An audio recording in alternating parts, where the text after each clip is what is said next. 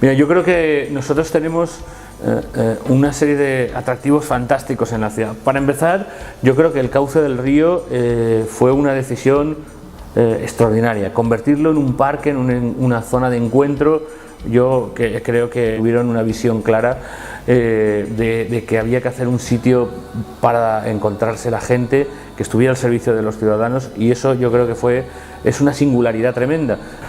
La zona de la Lonja, la Catedral, en fin, toda esta zona del centro de Valencia es imprescindible, porque justamente ahí, pues, en donde está la Basílica de la Virgen, la Catedral,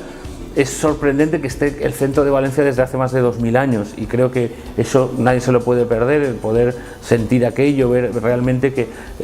digamos, la esencia de la ciudad siempre estaba ahí superponiéndose unas culturas a otras. Y yo creo que también es importante, pues, ver la ciudad de moderna. La verdad es que, pese a todas las polémicas que ha habido, que lógicamente son muchas porque también se han cometido muchos errores, pero creo que, por ejemplo, el Museo de las Ciencias, el Hemisféric,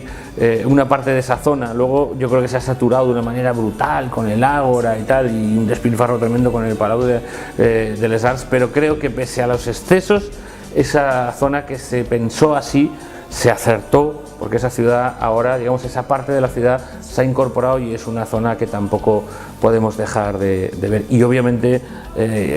toda la parte del mar, del paseo marítimo, del Saler, la Albufera, son zonas que lógicamente les enseñaría. La Albufera yo creo que es un sitio magnífico, ¿no? Creo que la gente cuando viene se queda muy impresionada, ¿no?